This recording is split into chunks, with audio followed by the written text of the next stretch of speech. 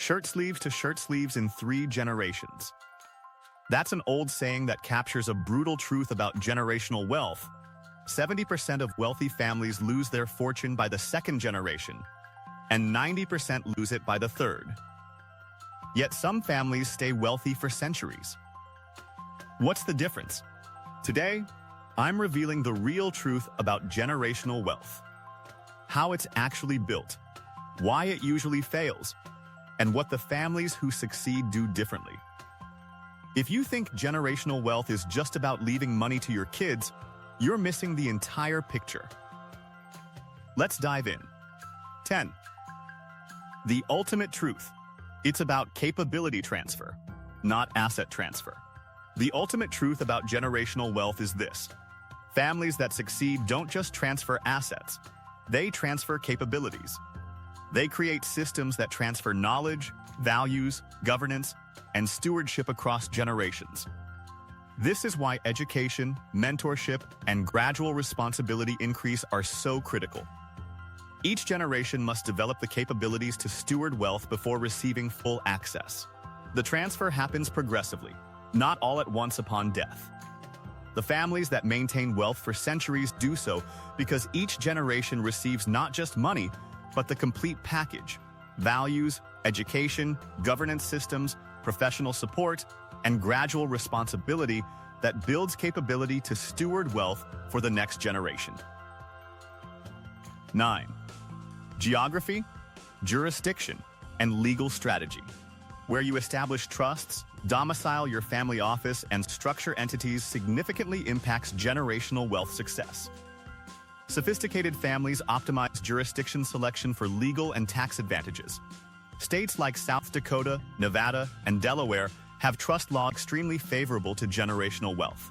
They allow perpetual trusts, provide strong asset protection, have no state income tax on trust income, and maintain privacy protections. Families pay substantial fees for this planning, but the wealth preservation benefits far exceed costs when properly implemented. 8. The role of philanthropy in wealth preservation. Surprisingly, philanthropy is often central to successful generational wealth transfer, not despite wealth preservation goals, but because of them. Charitable structures provide tax benefits, family cohesion, and purpose that help wealth persist. Tax benefits are substantial. Charitable contributions reduce estate taxes, providing more total wealth to family and charity combined than would exist if all wealth was taxed and then distributed. Strategic philanthropy literally creates more total value. The ultra-wealthy increasingly see philanthropy not as giving money away, but as strategic deployment that benefits society while providing tax advantages, family cohesion, and legacy.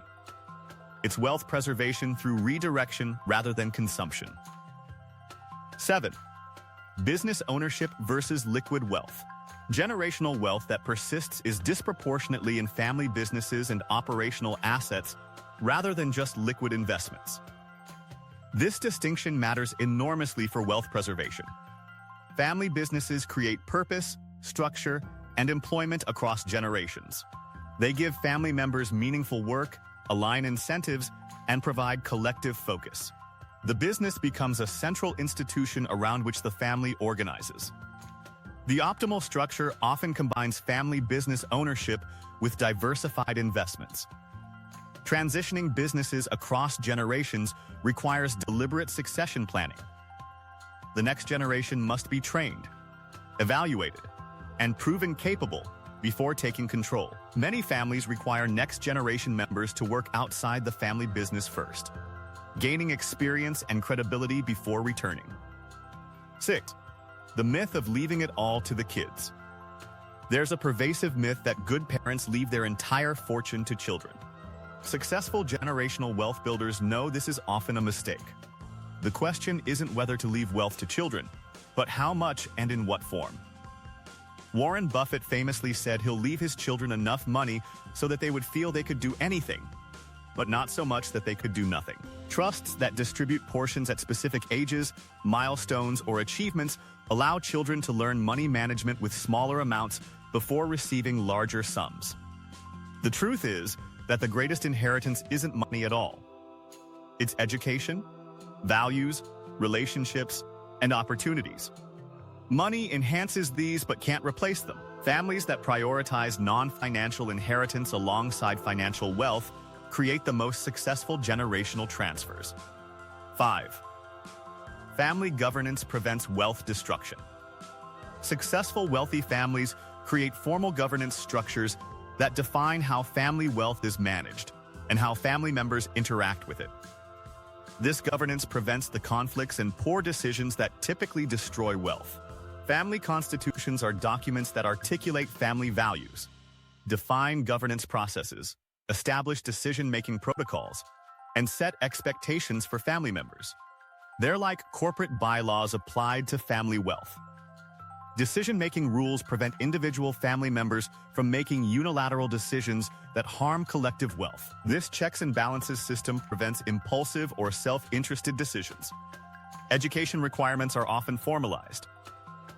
Family members might be required to complete financial education programs, attend family council meetings, or demonstrate knowledge before receiving significant distributions or governance responsibilities. 4. Trusts are the foundation of lasting generational wealth. Families that successfully transfer wealth across generations almost universally use trusts as the foundational structure. Trusts separate legal ownership from beneficial enjoyment, creating protection and control that direct inheritance can't provide. Incentive trusts align distributions with desired behaviors. The key is establishing trusts early and funding them strategically. Waiting until death to transfer wealth into trusts wastes years of compounding and triggers estate taxes. The wealthy fund trusts during life, using gifting strategies and valuation techniques that minimize tax impact. 3. Most generational wealth attempts fail, and here's why. Let's confront the uncomfortable statistics. 70% of wealth transfers fail by the second generation, 90% by the third. Understanding why is critical to beating these odds. The primary cause is lack of preparation. Wealthy parents don't prepare heirs for the responsibility of wealth. They avoid discussing money with children, don't teach financial skills, and suddenly die leaving unprepared heirs with millions they don't know how to manage. Lack of professional management is common in second and third generations. The wealth creator had the skills and discipline to build wealth, but assumes heirs will figure it out. Without professional trustees, investment managers, and advisors, heirs make costly mistakes. Tax erosion devastates unprepared families. Estate taxes, capital gains taxes, and income taxes can consume 40–50% of wealth at each generational transfer without proper planning. 2 or 3 transfers can reduce wealth to a fraction of its original value. 2. Values and education matter more than assets. The second truth, successful generational wealth transfer depends more on values and education than on the size of the inheritance. Wealthy families that last prioritize teaching their children financial literacy, work ethic, responsibility, and values before ever giving them access to money. Many ultra-wealthy families deliberately keep children somewhat ignorant of the full family wealth until they're adults. They grow up with advantages but not unlimited resources, learning the value of money through limited budgets and expectations to work and contribute. Values are equally critical. Teaching philanthropy, social responsibility, family loyalty, and long-term thinking creates a value system that protects wealth. The money alone isn't the gift, the education and values are.